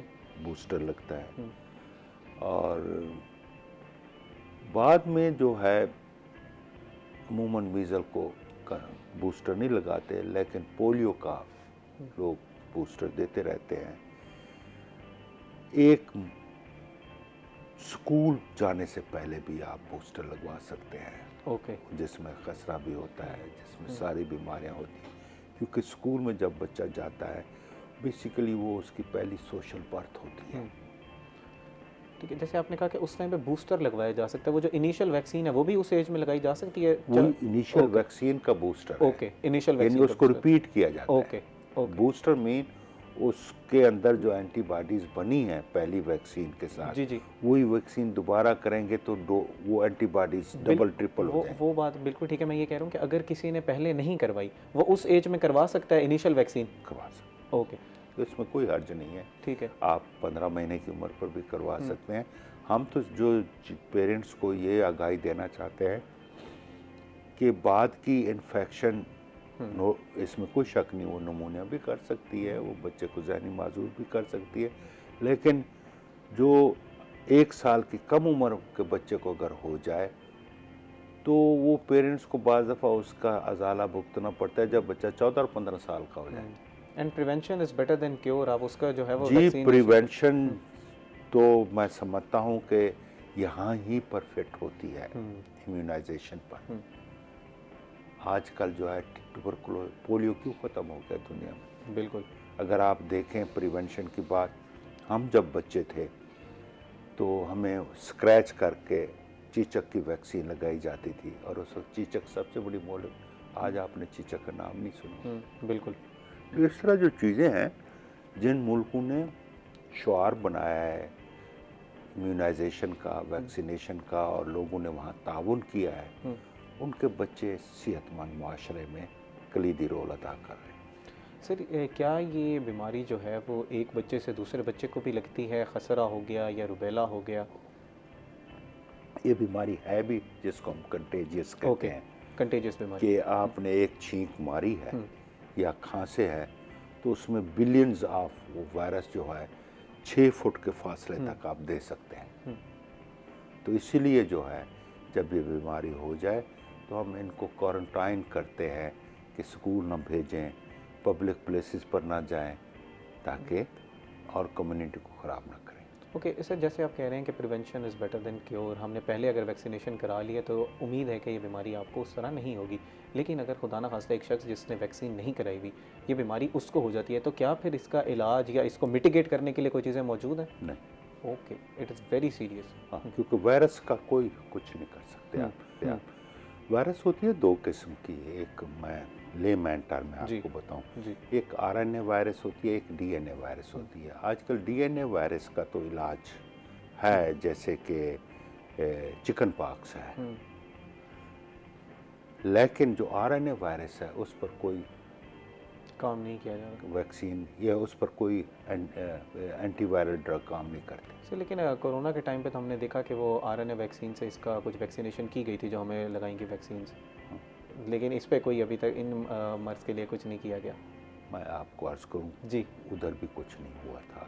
चीज़ ये है कि वाइल्ड वायरस तबाही फैलाती है। अगर आप थोड़ी सी जाए, स्पेनिश फ्लू को मिलियंस की तादाद में उसने बंदे मारे थे जी, लेकिन वो फिर बाद में डोमेस्टिकेट होकर फ्लू की शक्ल में आज भी चिका रही है। आज आपको नज़ला ज़ुकाम हो जाए, आप ब्रेक भी नहीं लेते, आप ड्यूटी भी करते हैं। तो कोविड वक्त के साथ साथ डोमेस्टिकेट हो गया। आप ये ना कहें कोविड ख़त्म हो गई। ओके जी, उसने अपनी शक्ल जो है वो बदल ली है, डोमेस्टिकेट। ओके, उसने अपना जिंदा रहना सीख लिया है। अपना मोलकपन ख़त्म करके उसने कहा यार मुझे मारो ना, मुझे जिंदा रहने दो, मैं आपको नहीं मारूंगी। इसको डोमेस्टिकेटेड जी, बड़े आसान अल्फाज में आपने समझा दिया कि व्हाट इज़ डोमेस्टिकेटेड। सर, हमारे यहाँ जब वैक्सीनेशन की जब भी बात की जाती है, वो किसी भी किस्म की वैक्सीन की बात की जाए, तो लोग उसको एक्सेप्ट करने में रेडिली नहीं तैयार होते। लोग कहते हैं कि शायद इसके कोई साइड इफ़ेक्ट्स हो जाएंगे, शायद कोई और बीमारियाँ हो जाएंगी, ख़ास तौर पर जब फीमेल की बात आ जाती है। नहीं, आपकी बात बहुत अच्छी है, इसमें काफ़ी क्योंकि पहले वैक्सीन थोड़ी सी क्रूड होती थी जी। और ख़ास तौर पर ये काली खांसी की वैक्सीन, और इससे ब्रेन डैमेज होता था, होता वन इन था।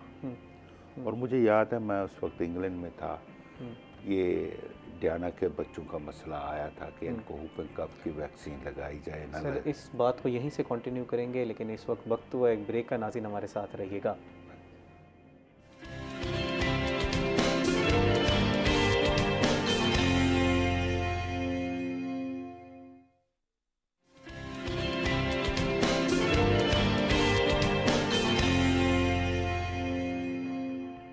वेलकम बैक नाज़रीन। ब्रेक से पहले हमारे साथ जो हम गुफ्तगू कर रहे थे खसरा रुबेला के हवाले से, डॉक्टर खालिद हमारे साथ मौजूद थे।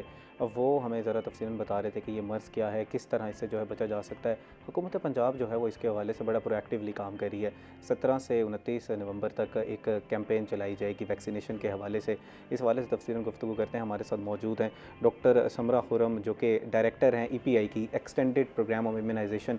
ये प्रोग्राम क्या है, किस तरह काम कर रहा है, कितने लोगों को जो है वो टारगेट किया जाएगा, इससे पहले इस हवाले से क्या काम हो चुका है, तो तफसीलन जो है वो मैम से बात करेंगे। अस्सलाम वालेकुम ma'am, welcome to the show. अस्सलाम, बहुत शुक्रिया आपका इनवाइट करने का। मैम आपका तशरीफ़ आवरी का बहुत शुक्रिया। एक अवेयरनेस के लिए आप काम कर रही हैं। हुकूमत पंजाब जो है बड़ा प्रोएक्टिवली इसको देख रही है। मुझे ज़रा बताइएगा कि ये, क्योंकि सर ने हमें ज़रा तफसीलन नाज़रीन के लिए बता दिया था कि ये किस तरह की बीमारी है। मैं आपसे जानना चाहता हूँ कि आप किस जो है वो एज के बच्चों को टारगेट कर रहे हैं, कितना जो है वो आपके पास स्टैट्स हैं कि साउथ पंजाब के हवाले से अगर हम बात करें, और पूरे पंजाब के हवाले से भी बता दीजिएगा कि स्टैट्स क्या हैं इस वक्त। जी बहुत शुक्रिया। तो सी प्रोग्राम बराए हिफाजती टीका जात जो है, ये पहले तो मैं आपको बता दूं कि 12 एंटीजन हमारे पहले शामिल थे जो हम 12 बीमारियों के ख़िलाफ़ देते थे। अभी रिसेंटली हमने सितंबर में एक कैंपेन की जो हमने नया इंट्रोडक्शन किया HPV वैक्सीन का। तो मीज़ल्स भी उन्हीं 13 बीमारियों में से है जो हम बच्चों के हिफाजती टीका जा लगाते हैं। क्योंकि आपको पता है जैसे कि मीज़ल्स और जिसको खसरा कहते हैं या रुबेला जो है, जो जर्मन मीज़ल्स है, तो इसके लिए बचाव के लिए हिफाजती टीका जात फराम किए जाते हैं। और कि कैंपेन का एक मकसद ये है कि हम जब सीज़न आए, जब बहुत ज़्यादा फैलने का ख़दशा होता है, मौसमी बीमारी है, जब मौसम होता है और इसकी बहुत ज़्यादा ट्रांसमिशन होती है बच्चों में, तो उससे पहले हम ये कैंपेन चला सकें ताकि बच्चों में क़ुव्वत मुदाफ़अत टाइमली पैदा हो सके। और जब वो सीज़न में जाएं तो वो वेल इम्यून हो और उनका इम्यूनिटी लेवल जो है वो अच्छा हो। तो इसीलिए हम 17 नवंबर से 29 नवंबर तक ये कैंपेन करने जा रहे हैं। और जैसा आपने पूछा कि इसका टारगेट क्या है और इसके क्या है, तो इसका जो टारगेट है वो 1,70,00,000 बच्चे हैं जो हम 6 मंथ्स 6 महीने से लेके 5 साल के बच्चों को लगाएंगे। और क्योंकि हमारा जो तसी प्रोग्राम बराए हिफाजती टीका जात है, हमारे पार्टनर्स भी हमारे साथ काम करते हैं, जैसे WHO है, यूनिसेफ है। तो WHO का सर्विलेंस का सिस्टम बड़ा अच्छा है जो हमारे साथ हमें सपोर्ट भी करता है, हमें टेक्निकल असिस्टेंस भी देता है। उसके थ्रू हम बड़ी अच्छी मॉनिटरिंग करते हैं पूरे पंजाब में, उसमें साउथ पंजाब भी शामिल है कि कितने केसेस आ रहे हैं, उनके पूरा फिर केस इन्वेस्टिगेशन फॉर्म होता है, उसको फिल किया जाता है, फिर उसको सबमिट करते हैं। इसके साथ ही हम सैंपल भिजवाते हैं जो बच्चे होते हैं, अगर जो सस्पेक्ट बच्चे होते हैं उनके सैंपल हम भिजवाते हैं, जो फिर कंफर्म करते हैं कि क्या ये बच्चा मीज़ल का ही था या नहीं था। तो फिर उसके हिसाब से फिर हम एक लाइन लिस्ट बनाते हैं और फिर वो सारा डाटा जो है हम हर डिस्ट्रिक्ट के साथ भी शेयर करते हैं, ताकि जो डिस्ट्रिक्ट की टीम हैं वो टाइमली और बर वक़्त जो है उसका केस रिस्पॉन्स कर सकें, और जिस इलाके से बच्चा आया है वहाँ पे देख सकें कि कितने बच्चे जो हैं उनको ये बीमारी का ख़दशा है लगने का, या पहले से ही कितने बच्चों को ये बीमारी हो चुकी हुई है। तो वो बहुत अच्छे तरीके से एक मॉनिटरिंग सेल और सर्विलेंस का सिस्टम है जो हम बाकायदा बर वक़्त मुशाहिदा भी करते रहते हैं, और फिर कैसे हम आगे कैसे इसकी रोकथाम कर सकते हैं कि ज़्यादा से ज़्यादा ये फैल ना सके, ताकि हमारे बाकी बच्चे महफूज मैम हो आपके सकें। साथ WHO और यूनिसेफ जैसे इदारे जो हैं वो काम कर रहे हैं इंटरनेशनली। ज़रा मुझे बताइएगा कि ये बीमारी कब करने में कामयाब हुए हैं, या अभी इस वक्त इंटरनेशनली क्या सूरत हाल है इस बीमारी की, और पाकिस्तान के हवाले से भी ज़रा बताइएगा कि कितना बड़ा जो है वो नंबर है जो आप सस्पेक्ट कर रहे हैं कि इसे यहाँ पर मौजूद है। जो कैंपेन थी 2000 हमने पहले 18 में हमने कैंपेन कंडक्ट की, उसके बाद जो नेक्स्ट ईयर था वो कम हो गए क्योंकि कैंपेन की गई थी। इसी तरह से 2021 में जब कैंपेन की गई तो 2022 में केसेस बहुत कम थे, लेकिन अगर आप 2023 में देखें तो फिर ये डाटा आपको दिखाता है कि मुसलसल बढ़ते गए। और 2024 में जो थे वो केसेस जो थे वो 7000 के करीब थे जो Okay. कंफर्म्ड केसेस थे। ओके लेकिन मैं आपको बताती चलूँ कि जो केसेस 2024 में थे, इस साल क्योंकि हमने मॉनिटरिंग बहुत अच्छी की, सर्विलेंस बहुत अच्छी की और हमारे साथ सारे पार्टनर्स ने भी हमारे साथ अच्छी सपोर्ट की, उसकी वजह से हमारे 2800 केसेस हैं लास्ट ईयर की निस्बत। तो लेकिन ये कि क्योंकि ख़दशा होता है कि जब सीज़न आता है तो ये बीमारी बहुत, क्योंकि मुतअद्दी बीमारी है, कंटेजियस है, बच्चों से दूसरे बच्चों को बहुत जल्दी लग जाती है, तो उसके बचाव का यही तरीका है कि हम उसको वैक्सीन लगाएं बच्चों को, और ताकि बर वक्त वैक्सीन लगे, ताकि जब फैलने का या ट्रांसमिशन सीज़न आता है उससे पहले उनके अंदर क़ुव्वत मुदाफ़त पैदा हो चुकी है। मैम किस तरह आपकी टीम्स जो है वो काम करती हैं? क्या डोर टू डोर कैंपेन्स की जाती है, हॉस्पिटल्स को एंगेज किया जाता है, या स्कूल्स में जाके आप डायरेक्टली बच्चों को लगाते हैं? तो किस तरह काम किया जाता है? हाँ, ये बड़ा अच्छा आपका सवाल है, क्योंकि हम 2 तरीक़ों से कैंपेन करते हैं। एक हमारी फिक्स साइट होती, फिक्स साइट का मतलब ये है कि आपका सारे हॉस्पिटल जितने भी हैं, आपके मराकज़ सेहत हैं, आपका बेसिक हेल्थ यूनिट है, आपके रूरल हेल्थ सेंटर हैं, आपके तहसील हेड क्वार्टर्स हैं, आपके डिस्ट्रिक्ट हेड क्वार्टर्स हैं, इसके अलावा आपके टीचिंग हॉस्पिटल्स हैं, वहाँ पे एक EPI सेंटर बना होता है जिसको हम फिक्स साइट कहते हैं। वहाँ पे एक स्किल्ड इम्यूनाइजेशन स्टाफ बैठा होता है जो सर्विसेज देता है। अगर बच्चा कहीं सुबह को जाए, इवनिंग में जाए, अगर कोई नाइट की भी सर्विसेज लेना चाहता है तो वहाँ पे हमारा मुतलका अमला मौजूद होता है हर वक्त। तो वो अगर वहाँ जाएंगे तो वो बच्चे का पूरा स्केजुअल दे के वहाँ पे सारी EPI की जो है सर्विसेज मुहैया करता है। एक तो ये तरीका है। एक हमारा आउटरीच की सर्विसेज हैं। आउटरीच में हमारा एक वैक्सीनेटर जिसको हम कहते हैं, वो स्किल इम्यूनाइजेशन स्टाफ है जो कि माहिर है सारी तोसी प्रोग्राम बराए हिफाज़ती टीकाजात के थ्रू जो है पूरी सर्विसेज देता है। वो आउटरीच में अपना उसका पूरा एक 1 मंथ का एक टूर प्लान होता है जिसमें उसका सारा इलाका जो होता है वो कवर होता है। उसमें उसने पूरी अपनी यूसी जो है वो डिवाइड की होती है, तो पूरा डेट वाइज उसने अपने इलाका को डिवाइड किया होता है और उस इलाका के लोगों को वो एक दिन पहले से ही मुताला करता है कि आपके इलाके में वैक्सीनेटर का जो विज़िट है वो इस दिन मुतवक्को है, ताकि लोगों को पता हो कि और किसके घर में किस जगह पे वो बैठेगा। वहाँ पे वो अपनी किट स्टेशन लगाता है जहाँ पे वो पूरी वैक्सीन जो है प्रोग्राम का जो हिस्सा है उसमें उससे पहले उस सुबह को वो जाके मसाजिद में भी ऐलान करता है। फिर उसके साथ एक सोशल मोबिलाइज़र के तौर पे जो हमारी लेडी हेल्थ वर्कर है उसका साथ देती है। उसको पता होता है कि इस इलाके में इतने बच्चे हैं जिनको ड्यू है, या इन बच्चों को यहाँ पे नहीं थे, घर में मौजूद नहीं थे, तो इस दफ़ा मैंने उनको लगवाने हैं। तो वो पूरे इलाके को मुतला करती है। फिर वो जब किट स्टेशन लग जाता है तो वो सोशल मोबिलाइज़र के तौर पे घरों में जा के उनकी माओं को बताती है, बच्चे लेके आती है वहाँ पे, और वैक्सीनेटर जो है उनको वो सर्विसेज देता है। इसके अलावा आपने सुना होगा हमारी CM साहिबा का एक नया इनिशिएटिव है क्लिनिक ऑन व्हील्स के नाम से, उसके थ्रू भी हम सर्विसेज देते हैं। उसका भी पूरा जो फार फ्लंग एरिया है जहाँ पे थोड़ा जाना मुमकिन नहीं है, या कह लें कि जहाँ पे हमारा वैक्सीनेटर नहीं जा सकता, या कहीं मराकज़ सेहत नहीं है, तो ऐसी जगह पे मैपिंग की होती है गवर्नमेंट ने, जहाँ पे क्लिनिक ऑन व्हील का फिर पूरा टूर प्लान बनता है। उसमें फिर उन इलाकों में ये सर्विसेज दी जाती हैं, और ताकि हमारा कोई भी बच्चा किसी कोने में जो है ना वो अनवैक्सीनेटेड ना रहे। काफ़ी जामे प्लान है मैम।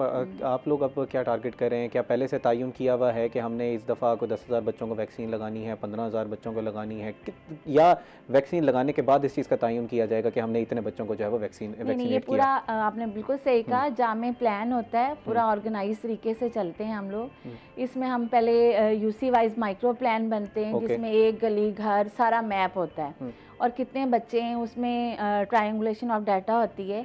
एक तो हम एस्टिमेटेड डाटा लेते हैं जो हम ब्यूरो स्टैटिस्टिक्स का लेते हैं, उसके अलावा हम LHW की डायरीज़ हैं उससे लेते हैं, या हमारे वैक्सीनेटर का डेली रजिस्टर है उससे लेते हैं, उसका सारा, या डिलीवरीज़ का रिकॉर्ड जो होता है उसके थ्रू हम EMR के थ्रू भी लेते हैं।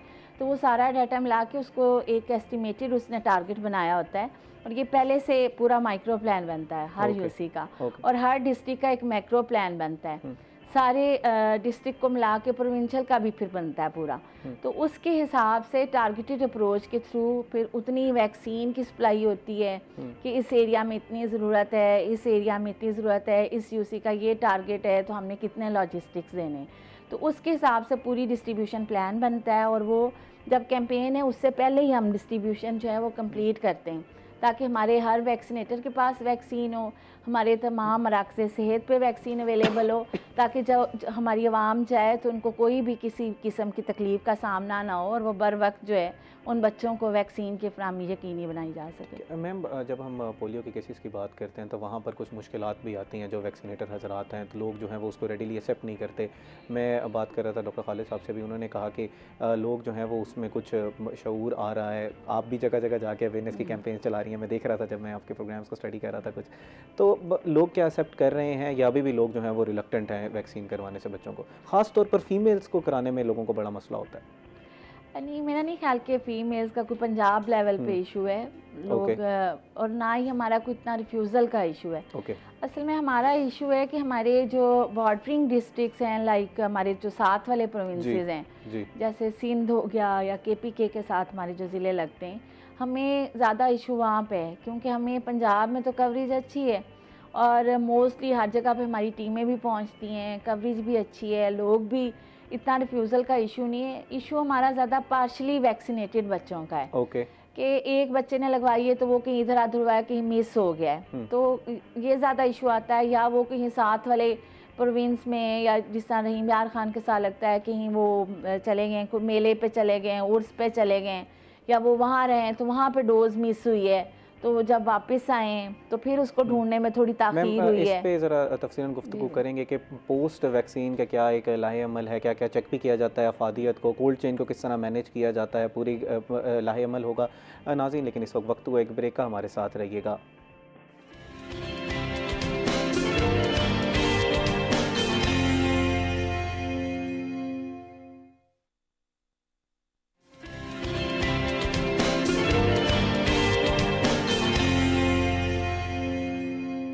वेलकम बैक नाज़रीन। ब्रेक से पहले हम समझने की कोशिश कर रहे थे कि किस तरह जो है वो EPI काम कर रहा है और कितने लोगों को जो है वो टारगेट किस दफ़ा किया गया है, क्योंकि हम ये देख रहे हैं कि अवेयरनेस के लिए भी काफ़ी कैंपेन्स चलाई जा रही हैं। लेकिन यहाँ पर जैसे मैंने आखिरी सवाल मेरा ब्रेक से पहले ये था कि कुछ लोग जो हैं वो रिलक्टेंट होते हैं वैक्सीन को लगवाने के लिए, क्योंकि उनके दिमाग में कुछ मिथ्स होती हैं कि शायद कोई साइड इफ़ेक्ट्स होंगे। तो मैं चाहूँगा डॉक्टर खालिद अब्बास बुखारी साहब, आप ज़रा उन मिथ्स को बर्स्ट करें, क्या कोई साइड इफ़ेक्ट्स हैं इस तरह के?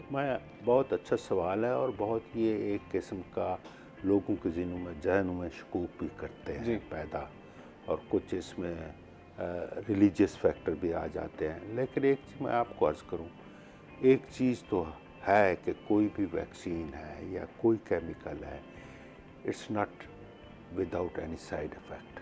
हर चीज़ के साइड इफ़ेक्ट होते हैं।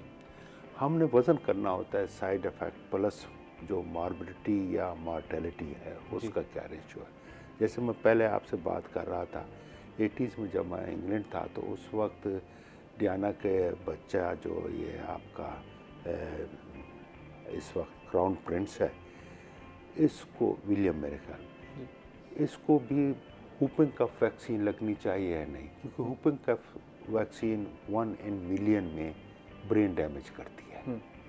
तो कोई ने कहा था कि अगर आज मैं अपने पोतों को लगाने नहीं दूंगी तो इंग्लैंड का कोई माँ अपने बच्चे को ये वैक्सीन नहीं लगाएगी। बिल्कुल। अगर हुपिंग कफ हो जाए वो ज़्यादा ब्रेन डैमेज करती है बनिस्बत के अगर वैक्सीन की वजह से हो, तो आउटवे हो जाता है। तो इस पर वो जो है आप फिर उसने लगवाई बच्चों को। अब तो खैर हुपिंग कफ वैक्सीन भी सेफ आ गई है, उस वक्त सेलुलर होती थी, इस वक्त ये सेलुलर आ गई है। मेरे ख्याल में कि जो एक चीज़ है, अगर थोड़ा सा मैं लिंक पैदा करूँ, अगर एक माँ जो अपने बच्चे को ब्रेस्ट फीड कर रही है, काफ़ी स्टडीज़ आई हैं, उन बच्चों में वैक्सीन कोई असर नहीं करती, मतलब साइड इफेक्ट्स नहीं करती। और वैक्सीन एक ऐसी ब्लेसिंग है जो कि मेरे ख्याल में प्रॉफिट से के बाद अगर किसी चीज़ ने काम किया है प्रिवेंशन में, तो मैं वैक्सीन समझूंगा। And it is coming from an expert जो कि डॉक्टर हैं, किसी काफ़ी अर्से से फील्ड में काम करें कि अगर कोई साइड इफेक्ट्स हैं भी सही तो उसको मिटिगेट किया जा सकता है। कुछ भी हो, देखो बहुत नॉमिनल है वो। वैसे जो है, अब जैसे कहते हैं कि जी इतनी कैजुअल्टी वार में हो गई जी, लेकिन उससे ज़्यादा हम ये नहीं समझते कि जब एक्सरसाइजेज में तो कैजुअल्टी हो सकती है। बिल्कुल। इसी तरह ये बच्चा वैसे भी किसी हादसा का शिकार हो सकता है, लेकिन एक जो चीज़ है, बदकिस्मती से अगर हम वैक्सीन, ठीक है ज़िंदगी बच भी जाए अगर वो वायरल इन्फेक्शन हो, मॉर्बिडिटी बहुत सुहाने रूह होती है, बहुत तकलीफ दह चीज़ होती है। मैं अब ऑलमोस्ट 44 ईयर्स हो गए, मैं बच्चे देख रहा हूँ दुनिया के मुख्तलिफ हिस्सों में। ये जो पेरेंट्स एक बच्चे को मेंटली रिटार्डेड या एक बच्चे को पोलियो अफेक्टेड लेकर चलते हैं, तो they take a piece of you, आपका दिल दहल जाता है, उनकी ज़िंदगी में इतना अंधेरा आ जाता है। तो मैं बहुत एक बड़ा होने के नाते, सीनियर होने के नाते अपनी बेटियों को, अपनी उन माँओं को रिक्वेस्ट करूँगा कि अगर आपके पास वैक्सीनेटर नहीं भी आता, अगर वो किसी वजह से कोई चीज़ होता है, क्योंकि हमारे यहाँ इलाके में साउथ पंजाब में वैक्सीनेटर की लोकल होता है, उसकी कहीं ना कहीं दुश्मनियाँ होती हैं, वो फिर फाइल पुट करके और कहता है जी डॉक्टर साहब की करिए, उथे कुत्ते हैं, उथे यह चीज़ है, मैं सो ये एक ग्राउंड रियलिटी में मसले हैं। तो आप प्लीज़ खुद रजू करें। आपके पास गवर्नमेंट ने अगर इतनी सारी फैसिलिटीज़, मोबाइल दी हुई हैं, वैक्सीनेशन सेंटर बनाए हुए हैं, अब एक पहचान हमारी पीडियाट्रिक के डॉक्टरों ने तंजीम बनाई है जो हर यूनियन काउंसिल में एक फ्री सेंटर बना रहे हैं जिसमें बच्चे को वैक्सीन भी दी जाएगी। उनका यानी they prepare a young girl for future good mother, जो हम काम कर रहे हैं प्री कंसेप्शन पर। ये मैं भी अपने इलाके में ये 4-5 सेंटर इस इलाके में बनाया है। तो वैक्सीन प्लीज़, इस पर कोई डिबेट नहीं है। In the end of the day अगर आपके पास नहीं आता, आप खुद रजू करें। अगर ख़ुद भी रजू नहीं करते, कुछ पेरेंट्स जो हैं वो बाय करके लगवाना चाहते हैं, तो इज़ इट एक्सपेंसिव या आप नॉमिनली? देखिए जी, बहुत अच्छा सवाल है। मैं खुद भी प्राइवेट वैक्सीन लगाता रहा हूँ, बहुत एक्सपेंसिव है। ओके। अब गवर्नमेंट इस लिहाज से काइंड है कि जो आपको वैक्सीन बाहर डॉक्टर 10-15 हज़ार की लगा देता है, वो अब ये आप इधर चिल्ड्रन हॉस्पिटल चले जाएं, किसी वैक्सीनेशन या डिस्ट्रिक्ट लेवल पर चले जाएं, तो अब तो वो निमोनिया की वैक्सीन भी लग रही है। अब आपको मेरे ख्याल में वो पिछले दिनों कंपेन थी मैडम, वो हाँ जी, पैपिलोमा वायरस की, यानी बहुत कुछ हो रहा है। प्लीज तो इसमें वैक्सीनेशन में करवाएं और अपने अपनी बच्चों की अपने जो है कराएं। सेहत का और ख्याल ये रखें। मीडिया का भी एक बहुत इम्पॉर्टेंट काम है। कांस्टेंट एक रेपिटेशन होनी चाहिए लोगों के जहन में। बिल्कुल। जैसे ये मैडम कह रही हैं कि बहुत अच्छा एक मौका आ रहा है, क्योंकि विंटर में सबसे बड़ा अलमिया ये होता है, लास्ट वर्ड में आई वांट टू ऐड, गर्म टेम्परेचर में वायरस सर्वाइव नहीं करती। ओके। ठंडे मौसम में वायरस सर्वाइव कर जाती है। और ठंडे मौसम में क्लोज प्रॉक्सिमिटी हो जाती है, फैमिलीज इकट्ठे रहना शुरू कर देती हैं। जैसे मैंने कहा, एक छींक 6 फुट के फासले पर अगर कोविड फैला सकती है तो मीजल भी फैला सकती है। ये ड्रॉपलेट इन्फेक्शन हम कहते हैं, सिक्रीशंस है। तो वो ठंडा एरिया जो सरवाइव करता है एनवायरनमेंट में वायरस को, और दूसरे लोगों को इकट्ठे हो जाना, तो कंटेजियस भी हो गया, ड्रॉपलेट भी हो गया। तो इसलिए ये वबा जो है मुँह चढ़कर करती है, ख़ासतौर पर जो बच्चे वैक्सीनेटेड नहीं होते। अब मैम जैसे सर बात कर रहे हैं कि हमने वैक्सीन करवानी है, लोग अवेयरनेस, साइड इफ़ेक्ट्स कुछ कोई भी नहीं है, अगर हैं भी सही तो उसको मिटिगेट किया जा सकता है। सर ने एक बड़ी इंपॉर्टेंट बात की कि लोग फिल कर देते हैं, जो है वैक्सीनेटर हजरात जो है वो उस तरह नहीं जाके वैक्सीन लगाते, फिल कर दिया, अपना जो है मुआवजा वो ले लिया डेली का अगर उनका कुछ है, तो वो उस चीज़ को किस तरह चेक एंड बैलेंस रखा जाता है? जी, बड़ा अच्छा सवाल किया है ये। जैसे मैंने आपको बताया कि हर चीज़ बड़ी ऑर्गेनाइज तरीके से चलती है और हर चीज़ को एक बड़ा एक निज़ाम है। इस तरह मॉनिटरिंग का और एक अकाउंटेबिलिटी का भी निज़ाम है। जैसे हम रैंडम कन्वीनियंस असेसमेंट करते हैं, उसमें उसको RCA कहते हैं, जिसमें हमारा जो सुपरवाइजरी स्टाफ है, जिसमें DSV है, ASV है, हमारे डिप्टी DHO हैं, DHOs हैं, वो अपने रूटीन के मॉनिटरिंग विज़िट के दौरान किसी भी UC में हाउस का क्लस्टर लेते हैं। वो जाते हैं, हर घर में जाके पूछते हैं। एक तो वो बच्चे का कार्ड चेक करते हैं, उस कार्ड में उसको वेरीफाई करते हैं। फिर मदर की रिकॉल पे वो डिपेंड होता है कि मदर से पूछते हैं, हिस्ट्री पूछते हैं कि आपने कितने बच्चे के पास टीके लगवाए, कब कब लगवाए। फिर उसका डाटा जो है उसके साथ मैच किया जाता है जो कार्ड होता है। और उसके अलावा हमारा एक लाइव एंट्रीज़ का भी एक डैशबोर्ड है, EMR जिसको कहते हैं, इलेक्ट्रॉनिक मेडिकल रिकॉर्ड।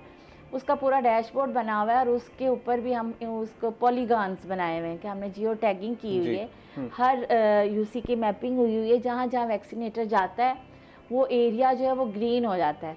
फिर उसमें हम देख रहे होते हैं कि कहाँ पे अटेंडेंस है उसकी वैक्सीनेटर की फील्ड में और उसका पॉलीगॉन ग्रीन हुआ है या नहीं हुआ, उसको हम कम्युनिटी कवरेज कहते हैं। कितने % जो है कम्युनिटी कवरेज है इस यूसी की, इस यूसी की। तो हमारी लास्ट मंथ से हमारी वो 99% कवरेज है, कम्युनिटी कवरेज। ओके।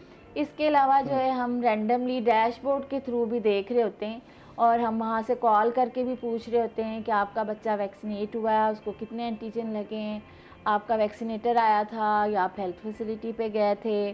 तो इस तरह से फिर उसके अलावा हम उनका जो है डेली रजिस्टर का भी हमारे मॉनिटर और सुपरवाइज़र विज़िट कर रहे होते हैं और इसी तरह फिक्स साइट पे भी कर रहे होते हैं। जो मैम आपको जो फील्ड स्टाफ है उसकी सिक्योरिटी के हवाले से भी काफ़ी, जैसे सर ने एक पॉइंट उठाया था कि उनको मसाइल होते हैं, तो उनकी सिक्योरिटी के हवाले से भी कोई इकदाम उठाए जा रहे हैं? बिल्कुल उठाए जाते हैं, क्योंकि हमारा हर बच्चा जो है, हमारा जो स्टाफ है उसकी हमारी ज़िम्मेदारी है और उसकी जो हिफाजत है वो गवर्नमेंट का फ़र्ज़ है। उसमें हमारे CM साहिबा का भी आपको पता है विज़न बिल्कुल क्लियर है और हमारे मिनिस्टर साहब का भी क्लियर है, सेक्रेटरी साहिबा भी करती हैं उसके ऊपर।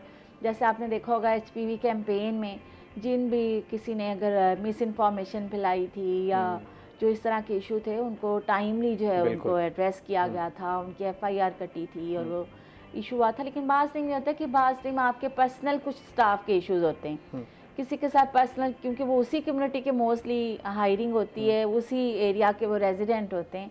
तो बाज़ टाइम होता है कि आपस में कुछ छोटी बात पे कोई लड़ाई होगी, कोई झगड़ा हो गया, तो वो फिर बनते बनते वो उस प्रोग्राम की तरफ चला जाता है, लेकिन वो फिर हल कर लिया जाता है। बच्चों को बूस्टर्स भी लगाए जाते हैं। एक वैक्सीन आपने लगाई, उसके बाद सर हमें ज़रा तफसील बता रहे थे कि बूस्टर्स की भी कुछ पेरेंट्स जो हैं वो लगवाते हैं। तो क्या इस प्रोग्राम में आप ये तो नहीं होता कि आप बच्चों को लगा दी उसके बाद फिर बूस्टर्स नहीं लगवाए जाएंगे, वो प्राइवेटली बच्चों को फिर वो लगवाएं, या आपके इस प्रोग्राम में वो बूस्टर्स भी शामिल हैं? देखिए इसमें बूस्टर भी शामिल हैं और वो जो भी क्योंकि जैसे ये प्लानिंग होती है और ये नेशनल लेवल पे प्लानिंग होती है, तो उसके हिसाब से जितना हम कवरेज दे सकते हैं, और ये सिर्फ गवर्नमेंट जो है वो प्रोविजन करती है वैक्सीन की। इसकी क्लाइंट भी गवर्नमेंट ही है और ये पूरी फ्री ऑफ कास्ट जो है वो हर बच्चे तक। प्राइवेटली ये नहीं मौजूद? प्राइवेटली अगर है भी तो मेरे ख्याल में लोगों को यकीन होना चाहिए कि गवर्नमेंट के पास जो निज़ाम है वो प्राइवेट नहीं है। जो कोल्ड चेन हमारी मेंटेन है वो और कोई नहीं करता, जो क्योंकि ये मैं छोटी से कह सकती हूँ कि जो एक प्रॉपर ऑर्गेनाइज्ड सिस्टम गवर्नमेंट के अंदर एग्जिस्ट करता है वो बाहर नहीं करता। ओके मैम, आपने कोल्ड चेन के बारे में भी ज़रा तफसील बताइएगा कि इसको मेंटेन किया जा रहा है सही तरीके से, ताकि लोग जो है वो अगर कोई भी उबहाम है उनके जहनों में तो वो ख़त्म हो जाए। इसी के साथ ये बताइएगा कि ये एक ही वैक्सीन दोनों बीमारियों के लिए जो है वो लगाई जाती है, रूबेला के लिए भी और मीज़ल्स के लिए भी? बिल्कुल हमारे पास मैम लास्ट मिनट है। जी शुक्रिया। कोल्ड चेन का प्रॉपर निज़ाम है, जैसे हम नेशनल इस्लामाबाद से रिसीव करते हैं, हमारे पास 2 वेयर हाउसेज़ हैं, एक मुल्तान में, एक हमारा मंगा मंडी में, और वो प्रॉपर कोल्ड रूम बने हुए हैं, उनके अंदर वैक्सीन जो है वो सेफ़ होती है। फिर इसी तरह जैसे ही आती है हम आगे डिस्ट्रिक्ट में डिस्ट्रीब्यूट करते हैं, उसके लिए हमारे पास कोल्ड चेन ट्रक्स हैं जो हर डिस्ट्रिक्ट का अपना है। उसके बाद आगे जब वो सप्लाई करते हैं, डिस्ट्रीब्यूट करते हैं अपनी यूसी लेवल तक, और वहाँ पे हर जगह पे ILR पड़े हुए हैं जो स्पेसिफिकली इसका +2 से +8 तक टेम्परेचर जो है वो मेंटेन करते हैं। इसके अलावा जो फिक्स साइट पे होती है और आउटरीच में वैक्सीन कैरियर में प्रॉपर वो तरीके से आइस पैक लगा के वैक्सीनेटर जो है और उसी की टाइमिंग के हिसाब से और SOPs हर वैक्सीनेटर को पता है, वो जाके किट स्टेशन पे उसको मुहैया करता है। जैसा कि आपका दूसरा सवाल है कि ये बिल्कुल मीज़ल्स और रूबेला जो कि जर्मन मीज़ल है, दोनों आम तौर पे ख़तरनाक बीमारियां इतनी नहीं होती, लेकिन इनकी जो पेचीदगी है उससे खुदा ना खासा अमवात वाक़या हो सकती हैं। और मैं आपके चैनल के थ्रू स्पेशली मैं रिक्वेस्ट करना चाहूँगी कि लोगों को चाहिए कि वो इसका ज़रूर ख्याल रखें। और बाद में बहुत ज़्यादा मिथ्स यूज़ हो रहे होते हैं, बाद लोगों ने खरबूजा रखा हुआ है, किसी ने रखा हुआ है, उसमें वो पानी नहीं पिलाते बच्चे को और वो फिर आगे डिहाइड्रेशन हो जाती है, पानी की कमी हो जाती है, जिससे बच्चे की मौत वाक़या हो सकती है। बहुत शुक्रिया डॉक्टर सफरा, आप आज हमारे पास प्रोग्राम में तशरीफ़ लाई। आपने अवेयरनेस के लिए काफ़ी ज़्यादा काम कर रही हैं, काफ़ी शहरों में आप विज़िट कर रही हैं। उम्मीद करते हैं कि नाज़रीन जो है वो इस कैंपेन का हिस्सा बनेंगे, आपको भी हेल्प करेंगे और वैक्सीन कराएंगे, वैक्सीन लगवाएंगे अपने बच्चों को। डॉक्टर खालिद अब्बास बुखारी साहब, आपका भी बहुत शुक्रिया, आपने इस कार्य खैर में जो अपना हिस्सा डाला, लोगों को अवेयर करने में हम भी कामयाब हुए होंगे। नाज़रीन, उम्मीद करते हैं कि आज का प्रोग्राम आपको पसंद आया होगा। इसी के साथ अपने मेज़बान तेहाम आज़म को दीजिए इजाज़त। अल्लाह निगहबान।